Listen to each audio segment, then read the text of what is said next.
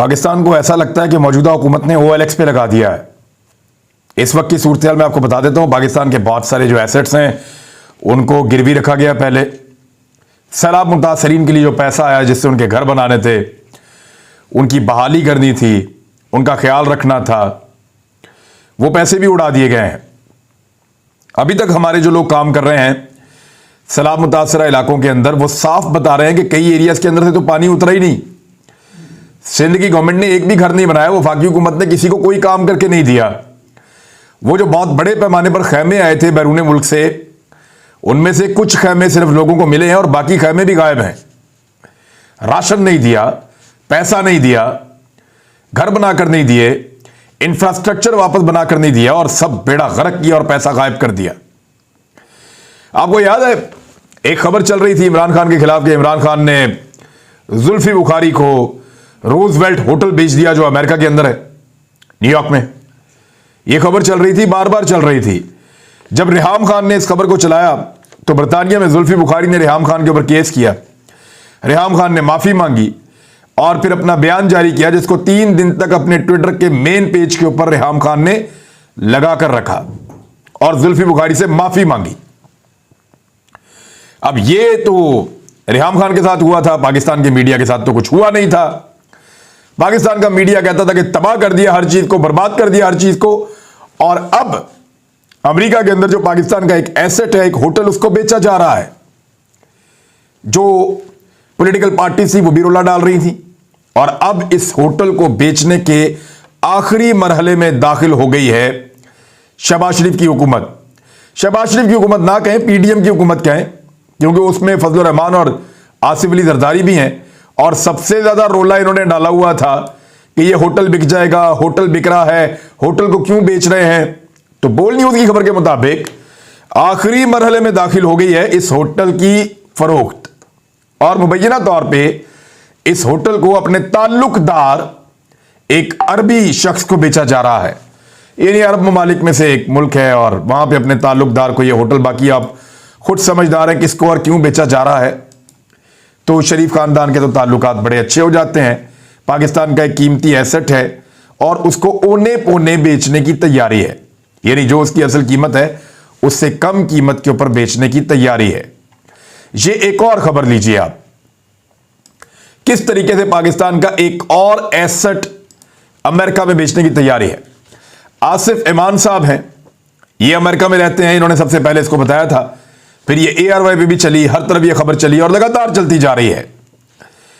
इन्होंने बताया कि वॉशिंगटन में बैंक से $70 लाख का कर्जा लिया गया और उससे आराइश की गई पाकिस्तान के सफारत खाने की एक बिल्डिंग की और अब उस बिल्डिंग को $68 लाख में फरोख्त करने की मंजूरी शहबाज शरीफ ने काबीना की मुखालफत के बावजूद दे दी है।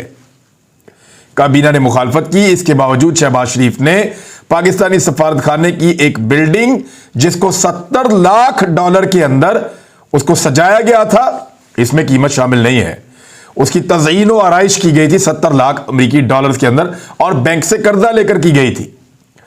उस बिल्डिंग को $68 लाख में फरोख्त करने की मंजूरी दे दी गई है और शहबाज शरीफ साहब ने यह मंजूरी काबीना की मर्जी के बगैर दी है।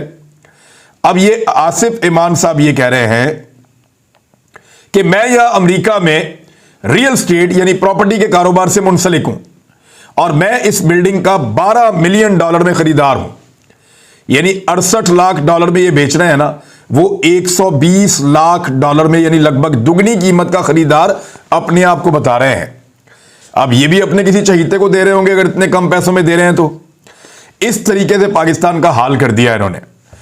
पाकिस्तान में यह भी अभी इस दफा पहली मर्तबा हुआ है कि इत्तेहादी जमातों में से 2 ने काबीना के इजलास का बाइकआउट कर दिया। और बाइकआउट क्यों किया? देखिए, ये बलूचिस्तान की वुज़रा हैं जिन्होंने बाइकआउट किया है। इसमें जो वुज़रा हैं उनमें JUI के लोग हैं, फजलुर रहमान की पार्टी के वुज़रा है, उन्होंने बाइकआउट किया और ये तो उन्होंने तय करके बाइकआउट किया है कि ठीक है यार, आप लोग बाइकआउट कर दें, हमने तो ये काम करना ही करना है। दूसरा, बलूचिस्तान मैंगल पार्टी जो है, BNP mangle, Balochistan national party mangle group, उन्होंने भी बाइकआउट कर दिया काबीना के इजलास का। जराए का कहना है कि बलूचिस्तान से ताल्लुक रखने वाले वुज़रा ने रेकोडेक के मामले पर काबीना इजलास का बाइकआउट किया और इन्होंने एहतजाज रिकॉर्ड करवाया है। उनका कहना है कि 18वीं तरमीम की खिलाफ वर्जी की जा रही है। अब खिलाफ वर्जी कैसे हो रही है? यह कानून है कि रेकोडेक जो है या कोई भी पाकिस्तान के अंदर से खजाना मिलेगा या मादनियात मिलेंगी तो उस सूबे का उसके अंदर हिस्सा होगा 18वीं तरमीम के मुताबिक, लेकिन इसको वफाक के कंट्रोल में लेने की कोशिश की जा रही है और वफाक इस पे एक तरह से वहां के जो लोग कह रहे हैं वो कह रहे हैं जी कब्जा कर रहे हैं हमारे वसाइल के ऊपर। बलूचिस्तान पहले ही पिसा हुआ है, तालीम की सहूलतें वहां नहीं है, हेल्थ की सहूलतें वहां नहीं है। बलूचिस्तान में एम्बुलेंसेस भेजने का मकसद यह है कि वहां पे जो शख्स भी जख्मी होता है वो माजूर हो जाता है, अस्पताल ही कोई नहीं है। और अगर अस्पताल लेकर जाना तो गरीब आदमी इतने पैसे ही खर्च नहीं कर सकता, यानी वो गाड़ी लेकर जाएगी, पहले आएगी, उसको उठाएगी, लेकर जाएगी कई 100 किलोमीटर, फिर उसको वहां से वापस लेकर आएगी कई 100 किलोमीटर, फिर उन लोगों ने वहां पे रहना भी है तो वो नहीं कर सकते। तो हमने कम से कम कोशिश की, वहां पे एम्बुलेंसेस भिजवाते हैं, अभी और भी भिजवाएंगे इंशाल्लाह। अब लोगों से हम बात कर रहे हैं, कुछ और लोग भी दे रहे हैं। तो ये उस सूबे के वसाइल के ऊपर कब्जा, यानी जिस सूबे को आपने कभी कुछ नहीं दिया, गैस उनकी इस्तेमाल कर करके खत्म कर दी, जिस सूबे की हर चीज के ऊपर कब्जा कर लिया, अब रेकोडेक के जो उनके अपने जखायर हैं उनके ऊपर भी वफाक का हक, तो वो उसके लिए उन्होंने अलामती तौर पे एक बाइकआउट किया है, लेकिन वो हुकूमत का हिस्सा रहेंगे। अगर तो वो वाकई बलोचों के हक के लिए आवाज उठा रहे होते तो वो फौरी तौर पे हुकूमत से अपने आप को अलहदा करते और वो ये कहते कि हम इस हुकूमत में नहीं बैठ सकते जो हुकूमत बलोचों का हक छीन रही है।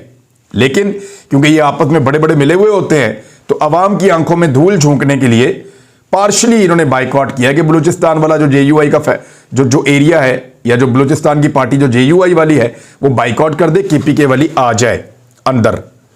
और इसी तरह से बलूचिस्तान मंगल पार्टी जो है, बलूचिस्तान नेशनल पार्टी मंगल, इन्होंने भी बाइकआउट किया है। लेकिन ये बाइकआउट अवाम की आंखों में धूल झोंकने के अलावा और कुछ नहीं है। अब जरा कुछ स्टेटमेंट देख लें, ये इंपोर्टेड हुकूमत के अपने हैं, मैं चीज आपको नहीं बता रहा। शहबाज शरीफ का एक स्टेटमेंट है, एक शाहिद खाकान अब्बासी का स्टेटमेंट है और एक स्टेटमेंट है ख्वाजा साद रफीक का। तीनों बहुत इंपॉर्टेंट लोग हैं ना। पीपल्स पार्टी को तो होश ही नहीं है ना, उनको तो समझ ही नहीं है। बिलावल भुट्टो जरदारी तो जो वर्ल्ड टूर पे निकला पहले दिन से अब तक वापस ही नहीं आ रहा। वो कभी कभी पाकिस्तान के दौरे पर आता है, गरीबों के साथ एक दो फोटोज बनाता है, उन फोटोज को टाकी शाकी मार के फिर निकल जाता है बैरून मुल्क और वो फोटोज दिखा के पता नहीं क्या करता रहता है। यानी टक्के का काम नहीं किया। अफगानिस्तान जैसे मुल्क के साथ जो पाकिस्तान का हमसाया है, ताल्लुकात आपके बदतरीन हो गए हैं। चीन जो है वो आपसे नाराज हो रहा है, ईरान के साथ ताल्लुकात सब दुनिया जानती है, भारत के साथ मामला वैसे ही कटाई का शिकार हैं। अब उसके बाद रशिया के साथ आपके क्या ताल्लुकात हैं बताने की जरूरत नहीं है। और आपका वजीर खारजा जो है वो यूरोप और अमेरिका के टूर से वापस ही नहीं आ रहा। अब वो दोबारा अमेरिका के टूर पे चला गया एक हफ्ते के लिए। सबसे ज्यादा मौजें तो बिलावल जरदारी की लगी हुई हैं, पता नहीं अमेरिका से इन्होंने निकालना क्या है। फिर एक हफ्ते के लिए अमेरिका चलेंगे अपनी वफादारी का यकीन दिलाने के लिए। इससे पहले वो फीफा वर्ल्ड कप देख रहे थे अपने दोस्तों के साथ, उसके बाद वो चले गए थे एक और मुल्क में, यहां पे इसी रीजन के अंदर ईस्ट एशिया में घूमते रहे और उसके बाद अब चले गए अमेरिका दोबारा एक हफ्ते के लिए। बिलावल के ऊपर जो खर्चा किया अब तक इस इंपोर्टेंट हुकूमत ने, जिनके पास खाने पीने के लिए कुछ नहीं है, जहर खाने के पैसे नहीं है, हालात ये पैदा हो गए हैं कि दालें आप अब इंपोर्ट नहीं कर पाएंगे क्योंकि दालें पाकिस्तान बाहर से मंगवाता है। हालांकि पाकिस्तान एक ज़रूरी मुल्क है, पैदा कर सकता है, लेकिन पॉलिसी नहीं दी कभी हमारे हुक्मरानों ने, तो दालें बाहर से मंगवानी होती हैं। अब दालें मंगवाने के लिए हमारे पास पैसे नहीं हैं जिन पैसों से अब हम इंपोर्ट कर सकें दालें, डॉलर नहीं है ना, तो ये भी आगे एक मुश्किल पैदा आ रही है। दवाइयां, जो खाम माल दवाइयां बनाता है, फैक्ट्रियां बंद हो रही हैं, 2 हफ्ते का सामान रह गया है, दवाइयां भी नापैद होती चली जाएंगी, मशीनरी बाहर से नहीं आ रही, हर चीज रुक गई है। इवन डॉलर को पाकिस्तान से बाहर ले जाने पर पाबंदी लगा दी गई है। पहले आप $10,000 तक पाकिस्तान से बाहर से जा सकते थे, अगर आप घूमने फिरने जा रहे हैं, फैमिली के साथ जा रहे हैं, अब वो हद जो है वो $6,000 है कि इतने पैसे आप ले जा सकते हैं। और एक और हद मुकर्रर कर दी, अगर आप साल में 10 दफा भी सैर करने जा रहे हैं या 10 मरतबा भी आप सयाह हैं या आपको बार बार पाकिस्तान से बाहर जाना पड़ता है, तो आप टोटल $30,000 ले जा सकते हैं, चाहे आप अरबपति भी हैं। $5,000 एक बंदा बाहर ले जा सकता है। और इसको जरा आप समझिए कि ये क्यों कर रहे हैं, क्योंकि पाकिस्तान के अंदर डॉलर खत्म हो गए हैं। अब इस तरह के इकदाम से ऐसा खौफ पैदा हो रहा है जिस खौफ की वजह से लोग धड़ाधड़ हुंडी हवाले के जरिए से पैसा पाकिस्तान से बाहर लेकर जा रहे हैं और लोगों को पाकिस्तान की इकोनॉमी के अंदर से एतबार खत्म होता जा रहा है। और इसकी सबसे बड़ी वजह इसहाक डार है। याद रखिएगा, जब जब शरीफ खानदान को पाकिस्तान में रिलीफ मिलता है, इक्तदार मिलता है, ताकत मिलती है, एनआरओ मिलता है, तब तब पाकिस्तान के अंदर से अच्छे लोग पाकिस्तान छोड़कर चले जाते हैं। सरमायाकार चले जाते हैं, डॉक्टर्स चले जाते हैं, इंजीनियर्स चले जाते हैं, आईटी एक्सपर्ट्स चले जाते हैं। पाकिस्तान के अंदर जो ब्रेन ड्रेन है वो सबसे ज्यादा तेजी से होता है जब ये शरीफ खानदान इक्तदार में आता है, और वही इस वक्त हो रहा है। पिछले 7-8 महीनों के अंदर रिकॉर्ड पाकिस्तानी पाकिस्तान छोड़कर बाहर चले गए हैं और ज्यादातर टेक्निकल लोग हैं, पढ़े लिखे लोग हैं, पाकिस्तान का ब्रेन है जो किसी मुल्क की तरक्की में रोल प्ले करते हैं। बहरहाल बिलावल ने अब तक जो पैसा खर्च किया अपने गैर मुल्की दौरों पर पिछले 7 महीने में, वो पैसा है जनाब 250 करोड़, 175 करोड़ रुपए ये पैसा बिलावल ने खर्च किया है। यानी आम पाकिस्तानी जब बाहर जाए तो साल के अंदर $30,000 से बाहर ज्यादा नहीं ले जा सकता, लेकिन बिलावल के लिए $30,000 तो छोड़ दें आप, वो उसने खर्च लिया कितना पैसा, 175 करोड़ रुपए। आम पाकिस्तानी के लिए पूरे साल के अंदर $30,000 की हद, यानी एक आम पाकिस्तानी के लिए पूरे साल में $30,000 की हद, जबकि बिलावल के लिए 7 महीने के अंदर 2.25 अरब रुपए, 250 करोड़ रुपए, यह फर्क है एक आम पाकिस्तानी में और बिलावल में। तो इसीलिए बिलावल ने कहा था कि वेलकम टू पुराना पाकिस्तान। शहबाज शरीफ ने कहा है जी IMF ने बाकायदा पांव में जंजीरें पहना दी हैं। तो जब हम बता रहे थे कि यह मुआहदा ना करो ऐसे, जब हम बता रहे थे कि मुफ्ता इस्माइल पाकिस्तान को गिरवी रख रहे हैं, तो उस वक्त शहबाज शरीफ साहब को समझ नहीं आ रही थी, लेकिन अब समझ आ रही है। और उस वक्त इल्जाम किस पर लगाए जा रहे थे, इल्जाम लगाए जा रहे थे इमरान खान साहब पर, लेकिन इस वक्त किस पर इल्जाम लगाए जा रहे हैं जरा ये भी सुन लें। मुल्की मईशत की तबाही के जिम्मेदार इमरान खान या किसी और को ठहराना ठीक नहीं है। शाहिद खान अब्बासी का भी स्टेटमेंट आप सुन लें। अब वो कह रहे हैं जी हमें भी जिम्मेदार ना ठहराएं, डार को भी ना ठहराएं, मिफ्ता को भी ना ठहराएं, और इमरान खान को भी मुल्की मईशत की तबाही का जिम्मेदार ना ठहराएं। पहले कहते थे इमरान खान जिम्मेदार है, अब कहते हैं ना हम है ना इमरान खान है। ये थोड़े अरसे के बाद ये मानेंगे कि हम ही जिम्मेदार हैं, इमरान खान जिम्मेदार नहीं था। जो बेड़ा गर्क इन्होंने पाकिस्तान की मईशत का किया है। आखिरी बयान जरा ख्वाजा साद रफीक का भी आप सुन लें। जनाब फरमा रहे हैं कि उनके अंडर जो महकमे हैं, जो इदारे हैं, उनमें तनख्वाहें और पेंशन देने के पैसे अब खत्म हो गए हैं।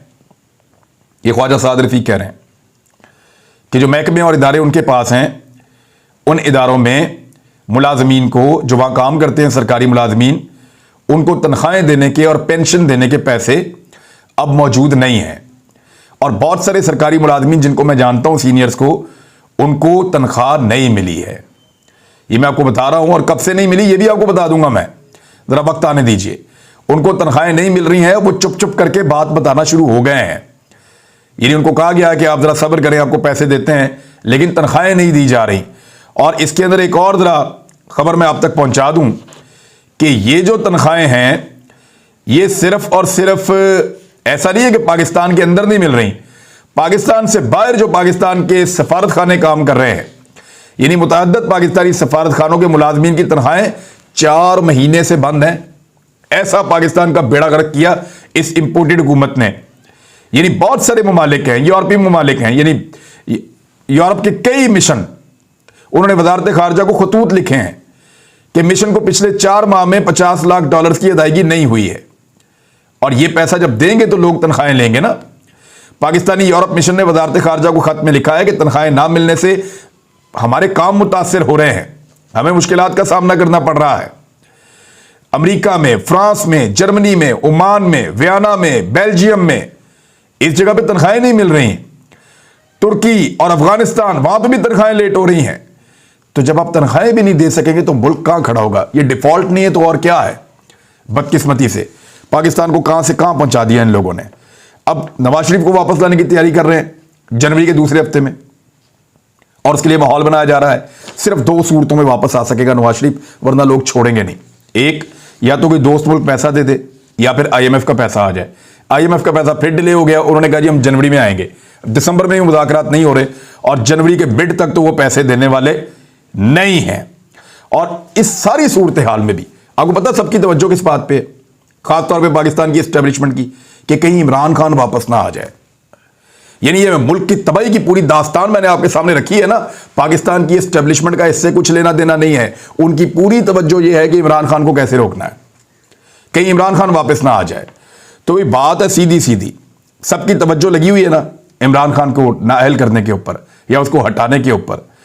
तो ये तमाम कारोबार, ये तमाम मुनाफे जो आप पाकिस्तान के अंदर कमाते हैं, जो जायज़ नाजायज़ आपके कारोबार हैं, ये सब पाकिस्तान के साथ ही हैं। पाकिस्तान और पाकिस्तान की मईशत है तो ये सब कमाइयाँ हैं, वरना ये सारी कमाइयाँ नहीं होगी। इस वक्त पाकिस्तान की सियासत के साथ इमरान खान लाज़िम व मलज़ूम हो चुका है। आप उसको अलग नहीं कर सकते, नाअहल करके भी नहीं कर सकते। कितना और डुबोना है पाकिस्तान को इस तजर्बे में। तो ये जो सहूलतकार हैं जिन्होंने ये रिजीम चेंज ऑपरेशन करके मुसल्लत किया हुकूमत, उनके लिए लगता है कि शायद आखिरी मौका है। अगर उन्होंने इससे भी फायदा ना उठाया तो फिर अवाम फैसला अपने हाथ में लेने पर मजबूर हो जाएंगे। अब तक के लिए इतना ही। अपना ख्याल रखिएगा, अपने इस चैनल का भी। अल्लाह हाफिज़।